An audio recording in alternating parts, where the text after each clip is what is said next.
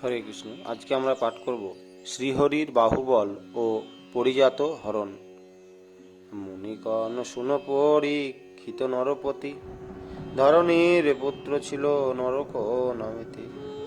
বিবাহ তাহারে বোধি করেন শ্রীহরি, ১৬,০০০ আর ১০০ নারী।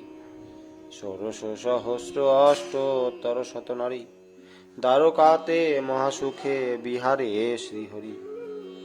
একদিনে রুক্মিণীরে গৃহে নারায়ণ, হাস্যপরি হাস্যরসে আছেন গমন।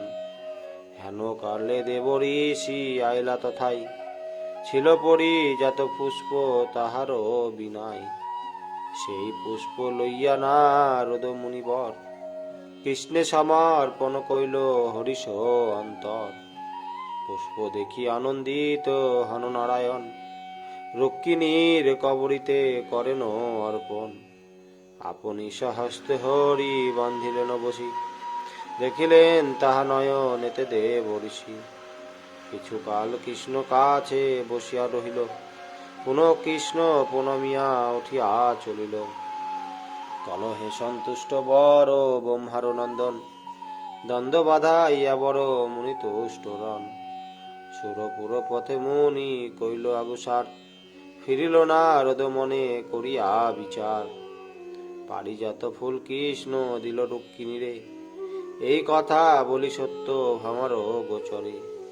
দেখি দেখি কিবা করে সত্রাজিত সুতা, এত ভাবি কেন মুনি সত্য ভামা যথা।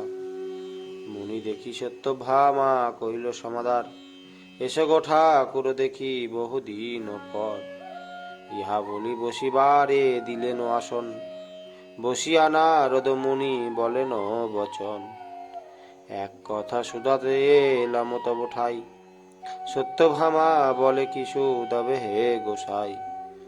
মুনি বলে শুদ্ধ তত্ত্ব শুধাইব তব পাশে, কৃষ্ণ সহ বুঝি তব বিচ্ছেদ ঘটেছে। সত্য কহে মুনিবর তাহা কেন হবে, মুনিকান বুঝা যায় কর্মের স্বভাবে। আমি কল্ল গিয়াছি নু ইন্দ্রের বসতি, উপবনে শচী সহ ছিল শচীপতি। মোরে দেখি দেবরাজ কৃতাঞ্জলি হয়ে, পারিজাত পুষ্প দিল যত্ন করিয়ে। অপূর্ব কুসুম দেখি ভাবি মনে মনে, এই পরিজাত পুষ্প কিবা প্রয়োজনে। কারে দিবে এই পুষ্প কে আছে এমন, ভাবিতে তো মারে মনে হইল স্মরণ। সত্যভামা হয় শ্রীকৃষ্ণের প্রিয় নারী, এই পারিজাত পুষ্প যোগ্য হয় তরি। এই সব বিবেচনা মনে করিলাম, তোমারে দিবার জন্য যত্নে আনিলাম। প্রবেশ করিনু আসি দ্বারকা নগরে, গোবিন্দ বসিয়াছিল রুক্মিণীর ঘরে। আমারে দেখিয়া ডাকিলেন দয়াময়, নাহি যদি যাই তবে কর্ম ভালো নয়।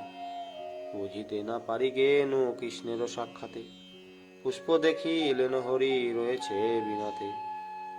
উত্তম দেখিয়া ফুল দেব চক্রপাণি, মোরে কন পুষ্প লয়ে কি করিবে মুনি। তোমার করিয়া নাম কহিনু মাধবে, এই পারিজাত পুষ্প তারে দিতে হবে।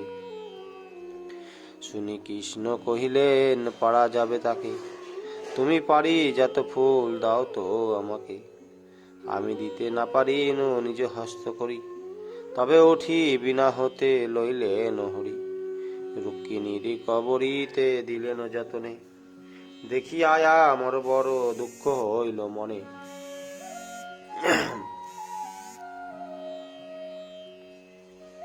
তাই আমি জানিতে আইনু তব কাছে, কৃষ্ণের সঙ্গেতে বুঝি বিচ্ছেদ হয়েছে। দেখিলাম রুক্মিণীর বড় অনুকূল, তব নাম করিলাম তবু নীল ফুল। আমি যত বারবার তব নাম করি, যত এ বাদন বাঁকা করেন শ্রীহরি।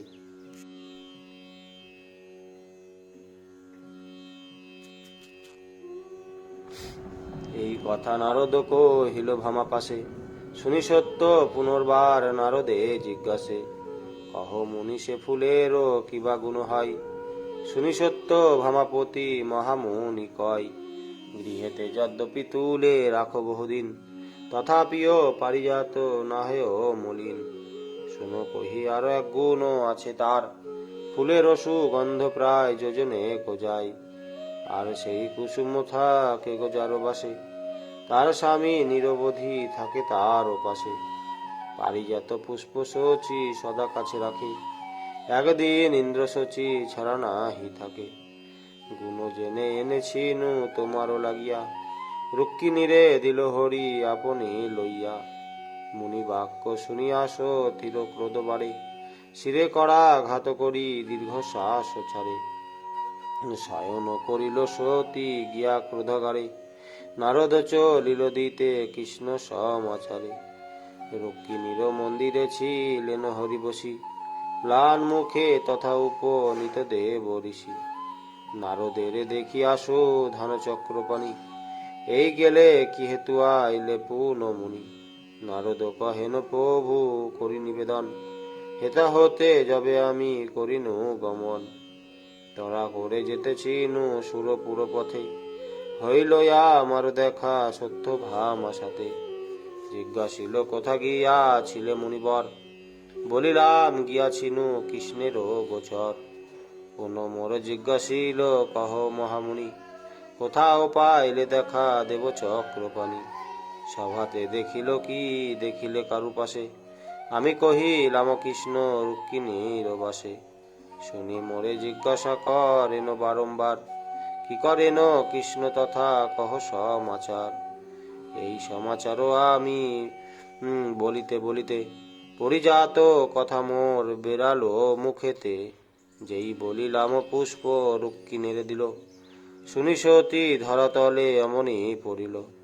দশনে দশনে যুক্ত না বহে নিঃশ্বাস, বিনা ফেলি আমি কত করিনু বাতাস। কত মত করিতে হইল সচেতনা, মুখে বলে আর আমি প্রাণ রাখিব না। ইহা বলি বক্ষে ভালো করে করাঘাত, হৃদয় ললাটে হয়েছে রক্তপাত। কি হলো এই ঘন ঘন বলে, কর্দম হইল ধুলি নয়নের জলে। প্রাণতে আগিতে যেতে ছিল সিন্ধু নীরে, কত কয়ে সখীগণ রাখিয়াছে ধরে। দেখিয়ায় আমারও প্রাণ হইল ব্যাকুলি, সত্য ভামা মরে তব রাখো বনমালী।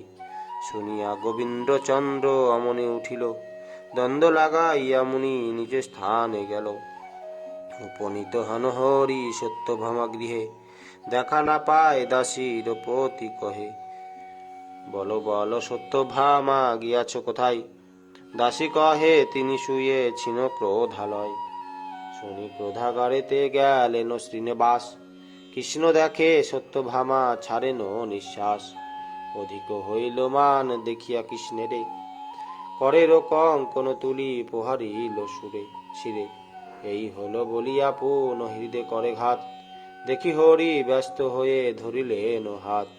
গোবিন্দ ধরিল কর দেখিলেন সতী, ভূমেতে মস্তক ঘষি ভোগেন দুর্গতি। তবে কৃষ্ণ ধরি বসাইল নিজ কোলে, আধো মুখে ভাসে সতী নয়নের জলে। পীতবাস দিয়া কৃষ্ণ মুছাইয়া মুখ, জিজ্ঞাসা করেন সতী কেন ভাব দুঃখ। কিসের লাগিয়া এত অভিমান হলো, যা বলিবে তা করিব কি মানস বলো। তথাপি যে সত্য ভামা না কহেন বাণী, তবে কর ধরিয়া কহেন চক্রপাণি। তব মন কথা যদি থাকে মনে মনে, কি উপায় করি আমি ব্যথা লাগে প্রাণে। যে কর্ম করিতে সতী বলিবে আমায়, নাহি যদি করি তবে মানস ভাপাই। নানা মতে সান্ত্বনা বচন কহে হরি, রোদন ত্যাজিল সত্রা জিতের কুমারী। আদমুখ হইয়া গোবিন্দ পতি বলে, মোর পারি যাত কেন রুক্মিণীর দিলে। নারদ আনিয়াছিল আমার জন্যেতে, দেখি তুমি পুষ্প তার নিয়া বাণী বিনা হতে।